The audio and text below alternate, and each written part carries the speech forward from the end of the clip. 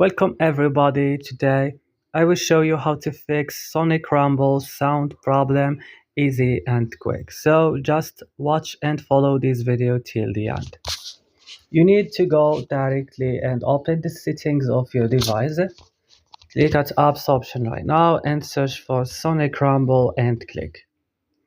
So right now here scroll down this list, click on storage option, click right now clear cache. Back after that, click at force stop now and click OK.